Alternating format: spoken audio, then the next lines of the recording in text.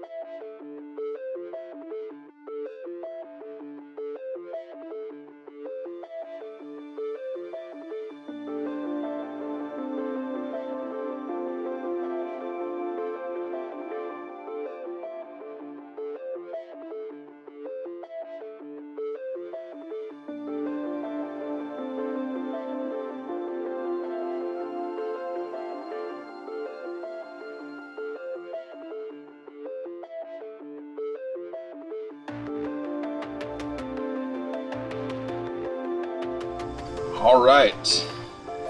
Now, just so you're all aware, we are in the middle of a disc golf course.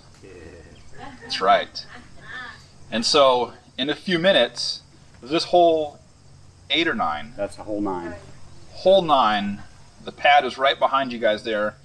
So we will have some golfers come through. I'm excited to... Well, yes. This is, I don't watch a lot of golf, but you know how, I have watched golf, how you kind of, you quietly clap, and it's not like other sports where you just go bananas, but you're real like dignified about how you cheer. So we can do that. So, it's a good morning. When we set up here, I thought a lot of you would be over on this side in the shade, and a lot of you went to that way. And then I've noticed like there are some who are row people and some who are chaos people. It takes all types. That's right. So this morning we just wanted to as a church, we're approaching our 6-year birthday. And you can cheer. Real dignified though. This is golf country.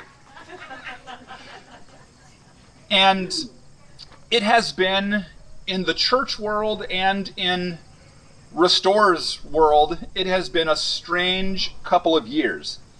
And so we just wanted to kind of talk about it and talk about where we see ourselves heading. So this is kind of talking about our vision for the future, what we see on the horizon. And we just wanted to invite you guys to be a part of what God is doing, and we want to be clear as we can, communicate with you what we see, the directions God is taking us. But of course, to talk about where we are going, we do have to kind of talk about where we've been. And so we've been through a lot. We've been through some very painful processes over the last 18 or so months. Now, some of you guys, you know some of the history of Restore. As a church, like I said, we're approaching 6 years. We were born kind of, as best as I understand, Pastor Dylan, our planting pastor, he had the vision. He grew up in the Marshalltown area. He was pastoring in Yakima, Washington, and kind of had the vision to come to his hometown and plant this church. And this would have been 7 years or so ago, somewhere in that neighborhood. And at the time, my wife LaVon and I, we were pastoring in a church in Independence, Iowa. Pastor Sarah and Ryan, they were ministering at a church in St. Anthony. They lived in St. Anthony. The church was in Osseo, up in the Twin Cities area. And John and Joni, they were, tell me where, that would have been 7 years ago. I don't know what you guys were doing. They were nursing in southeast Iowa. And the church was kind of born then. And I remember Pastor Dylan talking about, furiously writing notes and vision down for what God was birthing in him. And we were at a conference in Portland that he was at, and some of that stuff was starting to be born. And shortly after that, we had some meetings and some things started to grow. And then the invitations were put out, and Sarah and Ryan were invited to be a part of it, and LaVon and I were invited to be a part of it, and John and Joni came a couple years later. And Restore was born. And we started off in the tall corn. We had hunted around for a while trying to find a location, and we began to develop our vision and what we wanted to be and how we saw God using us. And we kicked off, we started, and it was fun. It was great, and we had a few years in the ballroom at the Tall Corn, and things were going pretty good, right? And as a church, we were growing, and it was exciting. And then some things started to grow in us that weren't good. And in the course of some time, there were starting to be some cracks in the foundation. And then we were about that 4-year mark or so, and then COVID hit, right? And this is where the whole world has kind of suffered through this. And churches are not immune to suffering through this. It's really hurt the church world a lot. But prior to COVID and during the COVID time, our planting pastor and lead pastor, the guy who was the full-time guy, he made some mistakes, and it necessitated his resignation. And he resigned during, and some of you guys were here and a part of that, you remember that. And it happened, a lot of that was happening during the 6 or so months where we were online only because of COVID reasons. And so then it left a huge hole, and it left a huge hurt. And we lost our lead pastor, but it goes deeper than that, because What you maybe don't know is my wife and I, Pastor Sarah, and her husband, Pastor Ryan, who is a chaplain at the Vets Home. He's at work at the Vets Home this morning, and John and Joni. We all went to the same Bible college together, so we know each other going back a couple of decades.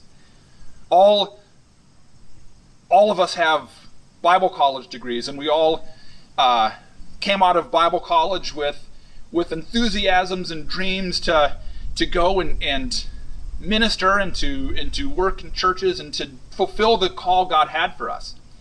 And so when Pastor Dylan resigned, it wasn't just that we were left without a pastor, though that was a big part of it. It's that we were also, it was the loss of a friendship.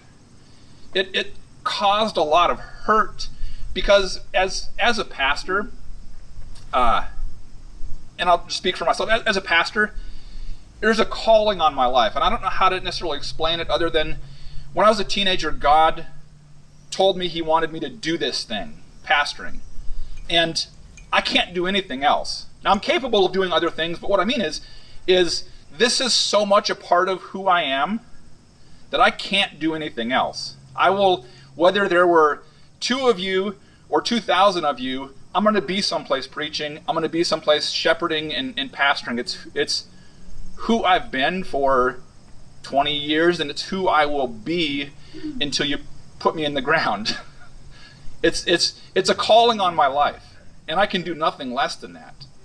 And when one of my brothers in the ministry has a failure and stuff like that, it hurts because it's the breaking apart of a friendship. It's seeing a brother in ministry fall. It's all these things, and so it caused a lot of hurt and a lot of pain. And I know a lot of you guys suffered in it as well. And the hard thing is that we were kind of during that COVID, and we were online and then in person for a little bit and then back online, and so we didn't really get to grieve very well together during that process, and it was hard. And so this morning I just wanted to start off and just kind of acknowledge that we have gone through a lot, and it's not just that loss, it's COVID as well. Like, as a church body, for us to function how God has always intended us, it requires us to be together, right? An online church is a poor substitute for in-person church. It was what it was, and it's sufficient for when we have to miss, and it was sufficient for when we had to be apart, but it is not what would sustain us for the long haul. I did not come to Marshalltown. I didn't move here to plant an online church. I moved here to be able to see your faces, to be able to interact, to be able to love you in person, face to face. And the online season was hard. It wasn't just that it was a lot of work, which it was to do all the videoing and all. It's that we missed you guys. And we were suffering through the loss during that time, and we weren't seeing each other, and we didn't get to go through it together how we should have. And it was hard. It hurt. And so as a lead team, those of us, it's Pastor Sarah and Ryan and John and Joni and myself and Levon, like, we have been wrestling through and working through that healing process. And there's no shortcuts in grief. There are no, you have to walk through grief, and everybody walks through it maybe a little bit differently in a different pace, but there's no way around it. And you can tell yourself it doesn't hurt, and you can try to avoid it, but it will circle back around and find you. And so there's no shortcuts to finding health. And so as a leadership team at the church, we had to walk through that and just work through that. And it took time. It took us a while, and so it is hard to see clearly and make the best decisions in the midst of grief and hurt. And I think we all kind of understand that. And so we wanted to just acknowledge that. And it's also bigger than just what we've gone through. It's as a body. You guys, I have signed more cards this year than I care to, because so many of us have lost people. as a community, we've gone through a couple of storms. As a community, we've gone through COVID. And as a church, we've just suffered a lot of loss, a lot of hurt. And it's good to acknowledge that. It's good to say, I've been hurting. I've been suffering. I've been in grief. And so just for a moment, what I want to do, we're not gonna release butterflies or balloons. There's nothing wrong with that. We're just not gonna do that. But what I do want to do is spend a moment in prayer and just kind of acknowledge that fact that we've suffered loss. And so what I want to do, and this may sound silly, just indulge me for a moment, is if you have suffered loss, and it could be the loss of a family member, it could be all of the compound trauma of this COVID stuff, right? It's been hard not being around people. I mean, we currently have people in the hospital and people who are separated from their family because of COVID, where they're, quarantining stuff. It's hard. And there's a lot of these little emotional traumas that stack up during a season like this. And so if you have felt that hurt, what I want you to do, and I'll explain it and then we'll do it together, okay? What I want you to do is if you feel comfortable, I'm going to ask you to stand. But what I do want you to do is I want you to hold one hand open. And it's a posture of saying, God, I can't handle all of this hurt and loss on my own, and so I'm offering it to you.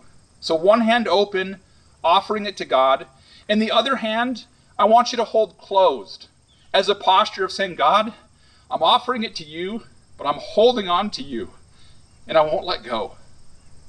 And so if you have walked through a season of hurt and loss and grief, individually, I know we've had that as a church, I want to ask you right now if you want to stand.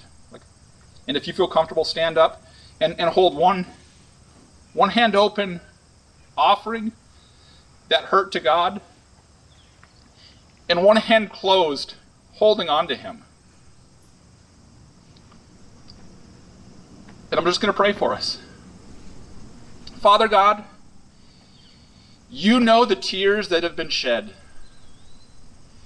You know the hurt, the grief, the loss that we've walked through, both in this season of COVID, in this season of losing a lead pastor, in this season of losing family members and friends. And you understand the hurt. And you have been with us in the midst of it. And so this morning, we just want to acknowledge it. As a church community, we just want to say, yes, it has been a difficult season. Yes, it has been a season full of hurt. And we come to you and ask you to continue to walk us through it. To continue to be with us in the long stretches of the night when we are lonely, when we are hurt, when we are sad. And so we offer that up to you, and we hold on to you through it. And Father, I just believe that you are going to minister to our hearts in this moment. In your name, Jesus, amen. Amen.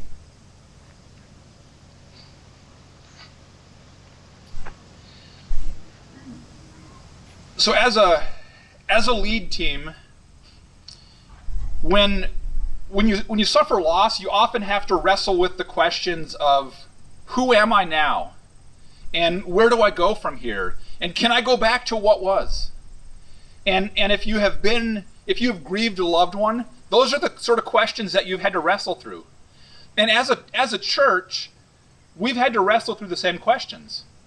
And so as a lead team, we have spent months and months together healing and working through stuff. And oftentimes, like, you want to plan for the future, but when you're in the middle of the hurt, you just can't do that. Like, you don't make those sort of decisions in the midst of the hurt. You don't see clearly. It's just hard. And so as we have worked through the healing and through the hurt, we have been arriving at these spots where we see what God is doing and we see what God has for us in the future. And so we just want to share some of that with you this morning. Now, as a church, our four passions have been and will continue to be that we are gospel catalysts. And what that means is we want the gospel to be spread by us and through us.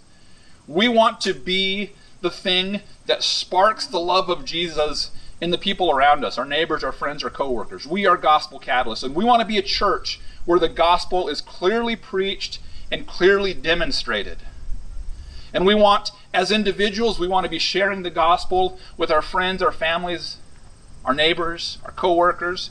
And as a church, we want to be a place where they can come and find Jesus. And so we are gospel catalysts, and that has been one of our passions, and that still is one of our passions. And part of how we accomplish that is a variety of measures. One of the things, if you read through the Gospels, Matthew, Mark, Luke, and John, what you see Jesus do is you see Jesus go out amongst the people and show compassion. He just shows up and he's compassionate towards those who have needs. And so one of the ways we're going to be a gospel catalyst is we are seeing God lead us into being a church that shows more compassion. And so we bought a couple of chest freezers a while back so we can stock them with food so that when people are in need, we can show compassion. We want to show kindness. So a couple weekends ago, I had to work that Saturday, but a couple weekends ago, the Be Ridiculous Days down along Main Street, we passed out ice cream treats, and just to show kindness to our community. And so we're going to do things like that. We're not going to be the church that's going to always have everything on a billboard, right? Sometimes we'll advertise a big something. Sometimes we may give you a box of food for you to give to a neighbor, because we want to show kindness and compassion, because we want to be a gospel catalyst, and that's often one of the ways and one of the avenues that it starts. And so we're gonna work in the avenues of compassion ministries and stuff like that. And maybe you will have an idea, something God births in you, like, hey, can we do this? Come and talk to us, right? We want to know where your heart is and what your ideas are, and see what we can do and how we can grow some of that stuff. Marshalltown needs us to be a church that is spreading the gospel through loving the community, through loving our neighbors. Another part of this vision that we kind of see on the horizon is we want to be a church body that loves each other.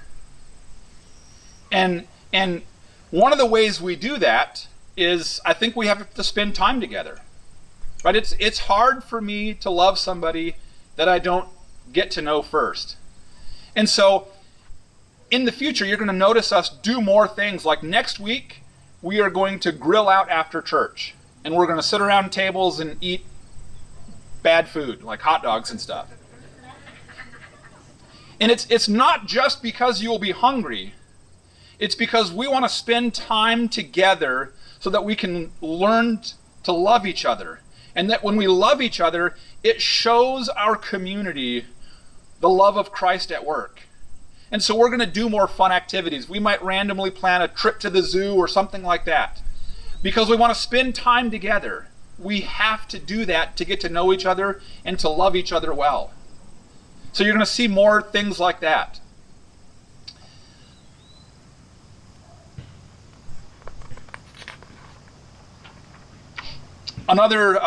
This is just, like I said, this is not a sermon this morning, and this is not in any certain particular order. This is just kind of what's on the horizon for us. Another area that we've thought through is this idea of sustainability. Sustainability is this idea that the things that we choose to do as a church, the endeavors we go to, we want to make sure that we can do them well, and that we can do them for the long haul. We want to be a church that doesn't burn itself out and disappear. I want us to be able to love Marshalltown not just next week, but 10 years from now. And so there are some things we may say no to because we can't accomplish it, we can't do it well. And there are some things we're going to say yes to because we feel like we can sustainably do that. We have the people who can work towards that and work with us in that. And so we want to invite you guys to adopt that same mindset. There are things we're going to do it as a church, and we're going to ask for volunteers and we're going to ask for help. And you can say no, because you have to look at your life and your family life and your work life and your children and all that, and you have to decide what is sustainable and what is good and what is healthy for your family. And there are times when God is going to nudge you to be a part of something, and you're going to have to be obedient to him, right? And there are other times when you can say, no, I can't participate, because it's about sustainability. I don't want to be a church that just has a billion activities to keep you busy.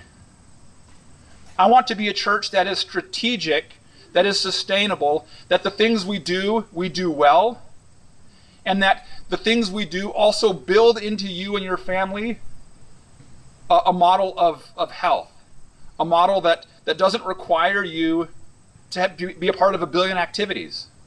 The world is too busy. We are too busy. And so we want to do things sustainably. We're not going to chase every idea, but we're going to go after the ideas that we feel God is leading us into and the things that we think we can do well over the long haul. I want to be a church that is here 10 years from now. So sustainability is one of those things. I've got notes on paper this morning, a little change of pace, and it's windy up here.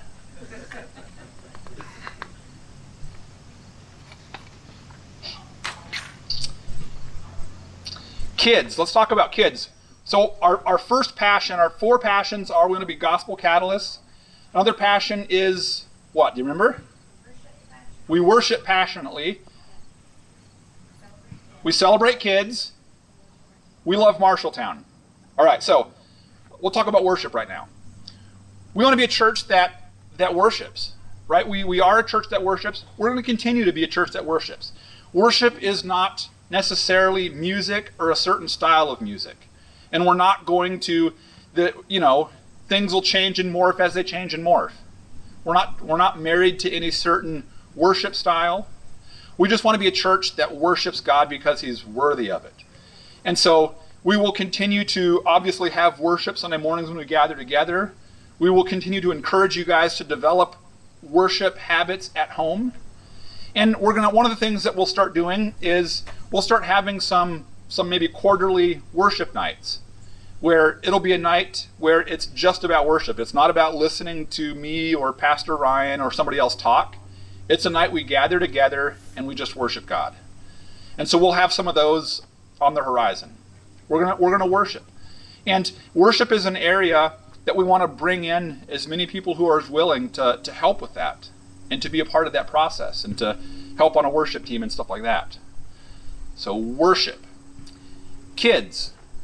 We celebrate kids, and we have kids services on the kids wing in the tall corn.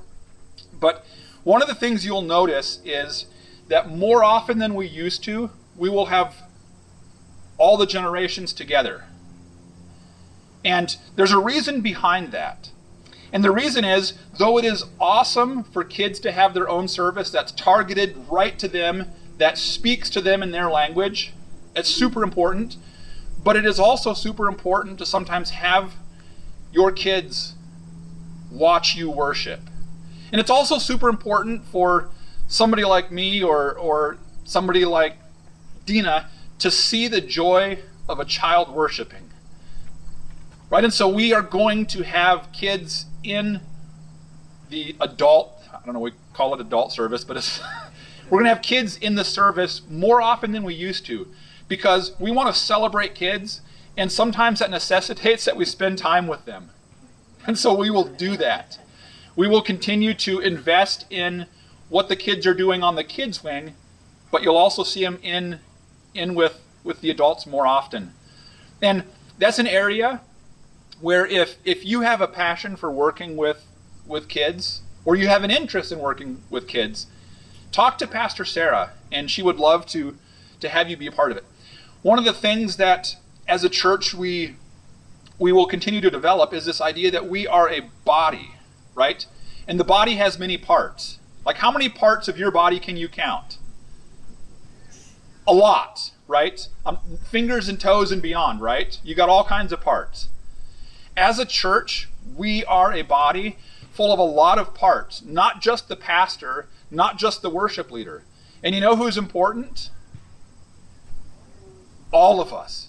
And all of us have gifts and skills and things that God wants you to contribute. And for us to be a healthy, growing church, it requires all of us to come to God in obedience and say, God, use me. And He may use you in kids ministry. He may use you in the nursery. And so I want you guys to be praying towards that. Like, what do you want? God, how can I contribute?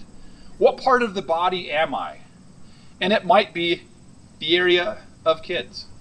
So be praying about that. And kind of talking about kids and family, we had a few weeks or a month or so back, we had our first Sabbath Sunday, where we had no services, no public services. And what we did is we gave you guys the resources to have a Sabbath on your own with your family and friends.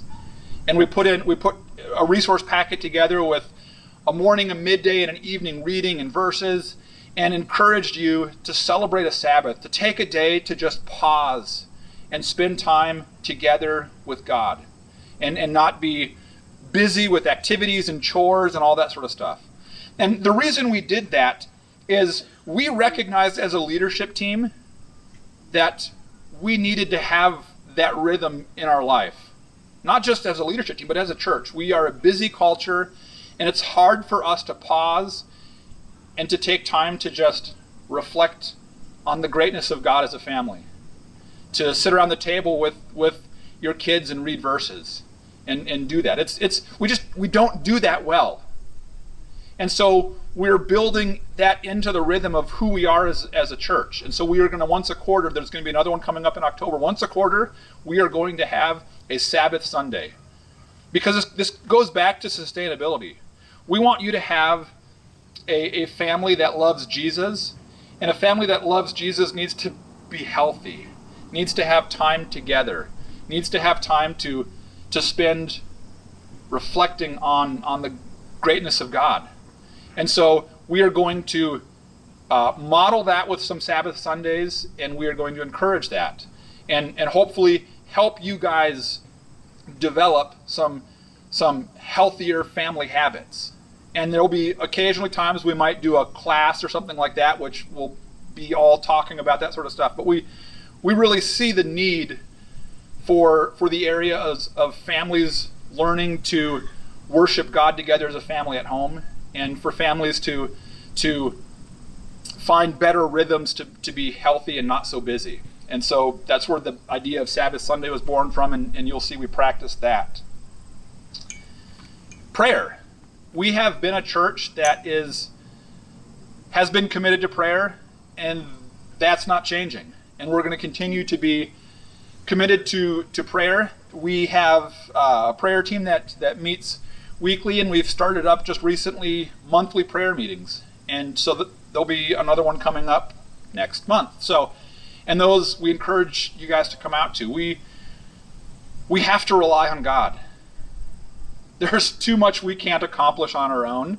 We have to rely on God. And we are going to do that, and prayer is a huge part of that. So, we are committed to prayer. Missions. What I'm doing is I'm just hitting a bunch of areas that as a church we want to communicate to you guys what God is doing and where we see God taking us. This year, in the midst of everything crazy going on, we gave more to missions than any other year. Good job, guys. Like, as a church, we're committed to missions, to world missions, to supporting missionaries. And literally the Sunday night, this is the crazy thing, the Sunday night before everything shut down for COVID, we had a conversation at the Sunday night service. There was a conversation with Joni and Dina and Hannah. It's funny that they're all sitting next to each other this morning. We had a conversation on stage where I interviewed them about some of their experiences going on mission trips. And we did that anticipating a mission trip that we kind of had in the works. And then, of course, COVID hit and everything got stopped. And it's a different world now. And so, but we're still committed to missions. And so you guys did an amazing job financially supporting some missionaries that we had visit earlier in the year. And that was awesome. I wrote a large check, and it felt great to write a big check, knowing that those missionaries aren't taking dollar signs to Africa. They're taking the gospel, and we helped them. You helped them. And so we're going to continue to support missionaries. We are of course, it's very difficult in today's world with everything, with travel restrictions, but we are exploring mission trip ideas and trips, and Joni's taking the lead on that because she's got the most experience. And so we hope to have a trip planned for our church for you to participate in. But we don't have a timetable on that because, well, you know why. But in the meantime, we'll continue to pray for and support missionaries. And when we get back to the ballroom in September, in the lobby, I put a huge map on the wall in the lobby. It was there a week or two before we came to the park. The idea behind the map is to keep our minds focused on world missions, but also when we get back in the ballroom, if you have ever been on any mission trip to anywhere in the world at any point in your life, I want you to put it on that map. And as a church, we want to be able to see who has gone where and when. If you don't remember the exact time, that's not important. But if you remember where you've gone, we want you to mark it on that map. And when you get back there, you'll see how we're doing that. But we want that on the map. We want to be able to have those conversations and reminisce about the times you went to Zimbabwe or Australia or wherever it is you went on a mission trip. Anybody been to Australia on a mission trip? Looks like they need the gospel. But we want to recognize that and have those conversations and know that. Let's talk about finances. If you've noticed, we take offering every week. We don't take offering because I don't care about money that much. Maybe that's a bad quality of mine. What I care about as a pastor is your obedience. And what I'm getting at is as a church, we will accomplish more out of your obedience than your paychecks. If your heart doesn't belong to God and you give $10,000, it's not very meaningful. But if your heart belongs to God and you're passionately in love with Jesus and you give out of that passion, even if you only give $1, we will accomplish more for the kingdom. Now, having said that, when we fall in love with Jesus and we worship Him and we choose to live obediently to Him, He has set forward how He wants us to give. And He wants us to bring a tithe, the tenth of what we make. He wants us to give offerings. He wants us to be generous. But it's not that God needs your money. You maybe don't know this, but God owns everything. And that includes you, it includes the park, it includes your bank where your paycheck goes to. He doesn't need your money, He wants your heart. And if He has your heart, you will give because that's part of it. And so as a church, we give you the opportunity to give. Now, we also have lights in the ballroom and heat and AC, so we do have bills, we do have a lease, we do have obligations, right? We all know that. Financially, as we started this new year, we made some adjustments. We, anticipating everything that COVID has done to the church world, we kind of knew we were part of the church world, and so we made adjustments. We cut our operating expenses down, and we've been doing all right. Our bank account, I'll say today, but I've not looked today. As of like last week when I looked, our bank account has more in it today than it had January 1st. And what that means is that we have spent less than we brought in. Now, not a lot. Like, don't misunderstand that. Like, we're not rolling in money, but we have been wise with what you've given, and we will continue to be wise and to be prayerful in how we spend money. We want to build the kingdom, and to build the kingdom, it does take resources: time, energy, effort, and financial. And so we're going to invest in things that help build the kingdom. So we're going to spend money, but we're going to be wise in how we do that. We're going to be careful. And as a leadership team, we have talked about this idea, and we don't have a set figure yet, but we've talked about this idea that every year we're going to look at how we start the year, and we're going to cap our account.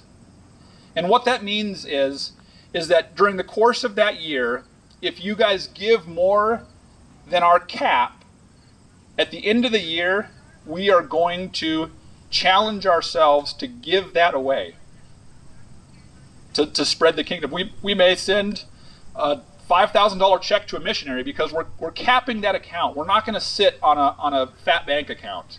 There's people who need Jesus. I won't do it. We do have to have some in reserves because we have a lease, we have stuff like that, but we're not going to sit on money. The gospel needs to be spread. And so I just want to challenge you guys.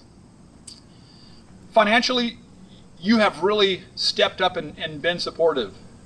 And I want to challenge you guys, keep doing that.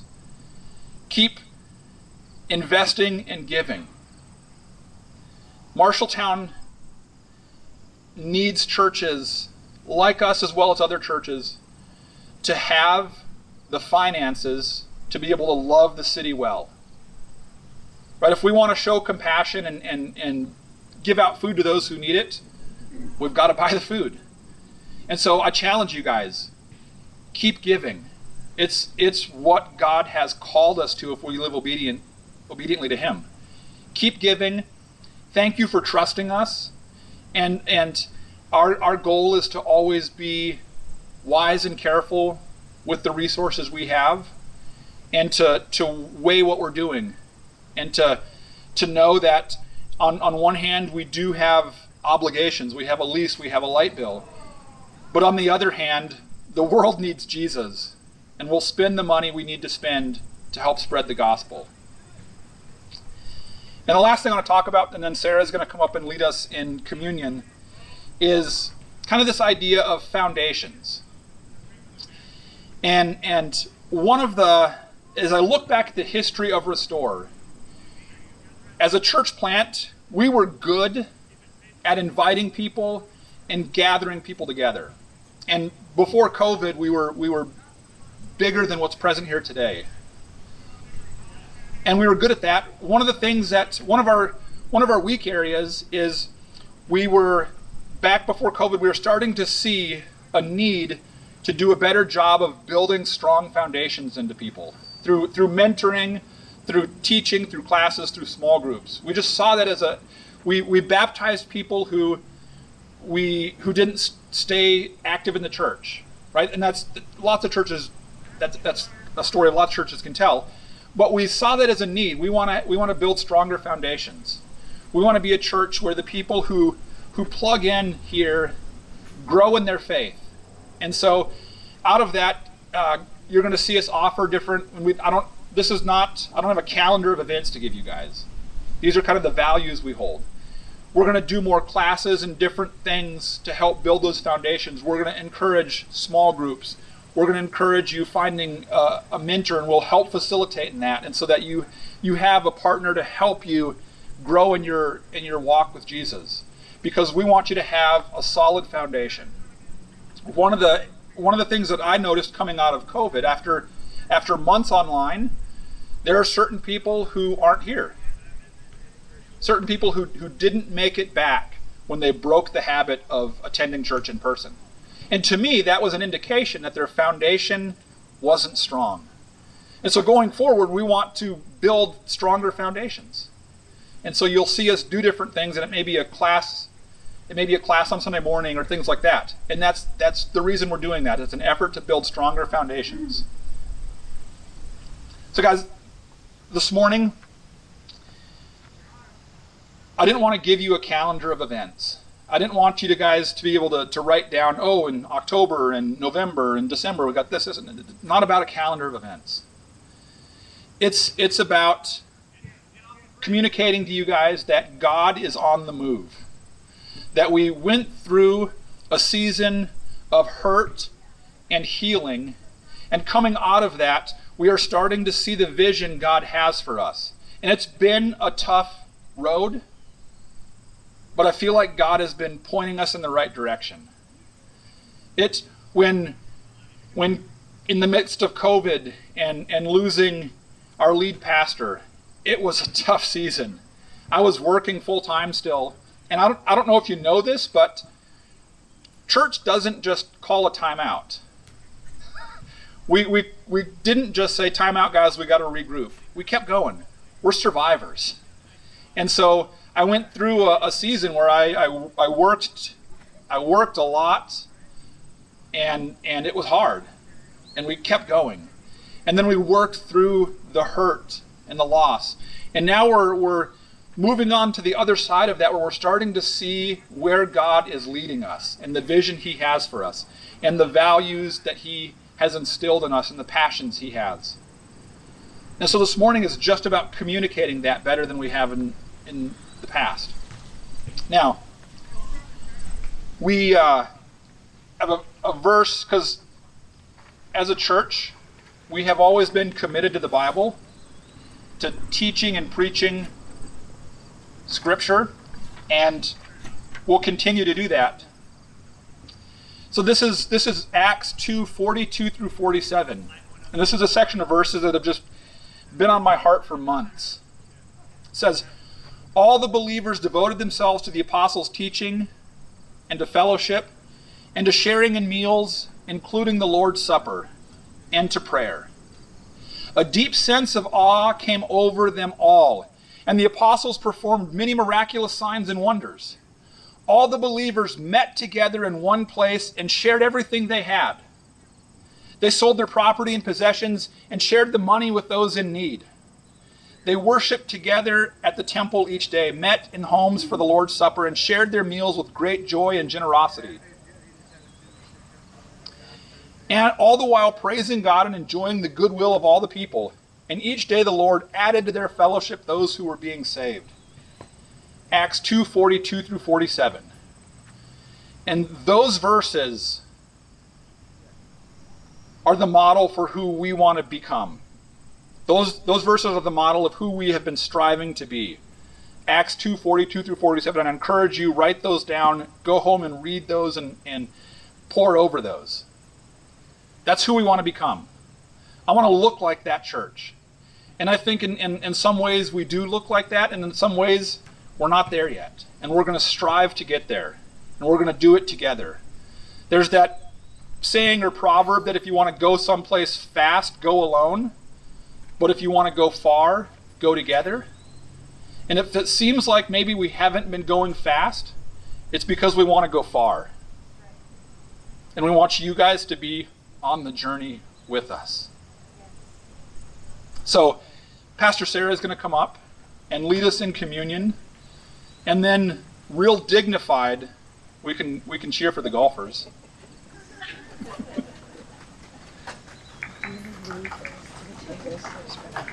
Yeah. Because I'll choose way far back spots. Well, one of our passions here at Restore is that we worship Jesus passionately. And sometimes that requires a pause. And that's kind of what the communion is today. It's a pause as we you have to remember what we're taking communion for.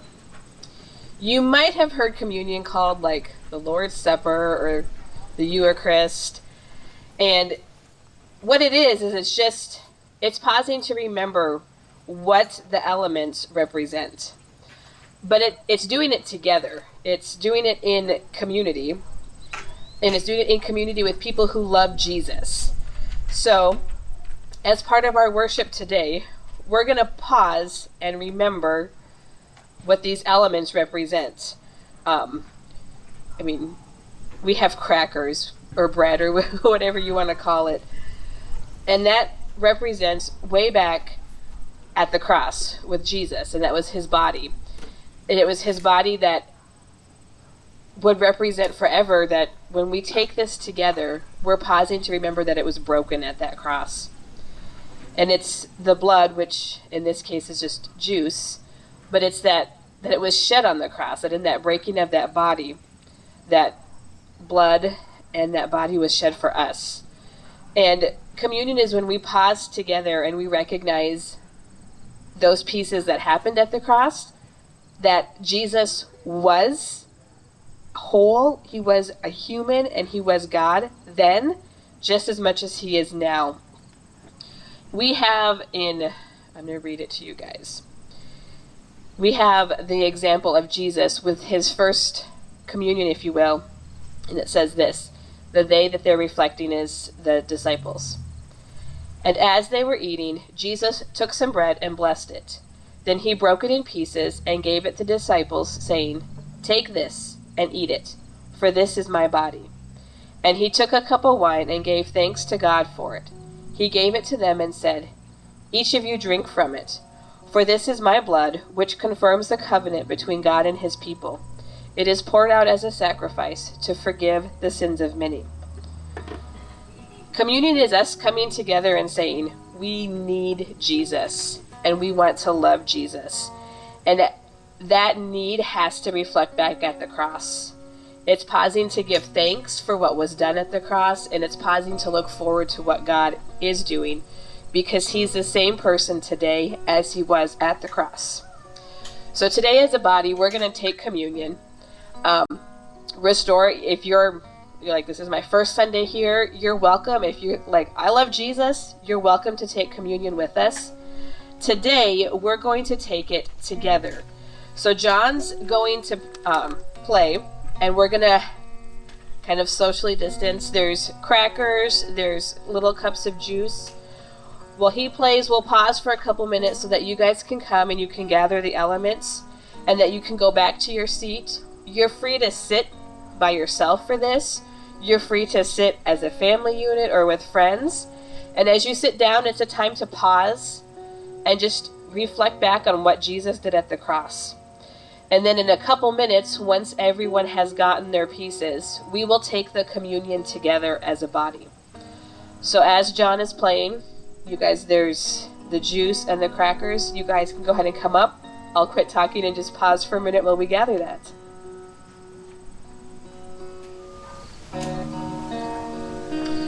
And as we pause and we remember what these elements, this blood or the juice and the cracker and his body represent, we remember that he did it for us. The example that Jesus gave with the disciples, that he took it and he gave thanks for it. So we're going to pause first to give thanks. Jesus, we thank you for what the cross represents, for your body that went to the cross and that willingly took on our sin and our shame and our guilt. And we pause and remember that you have washed that away with your resurrection. But we remember that we needed your body at that cross. And together, we take the cracker.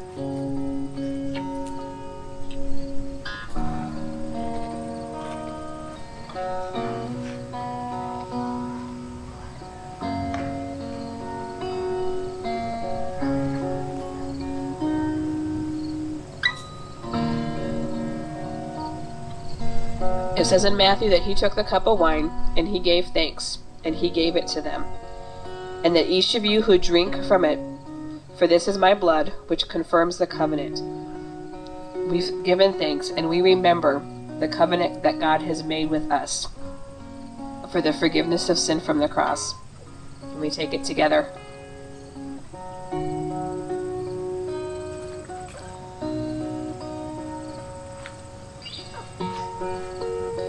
As we close out today's sermon, we want to reflect back on where we've been and reflect back on what God has done. But we also remember to look forward, that who he was with this example of communion is who he is going forward, that the cross still holds that same power of forgiveness as it was way back when as it is today.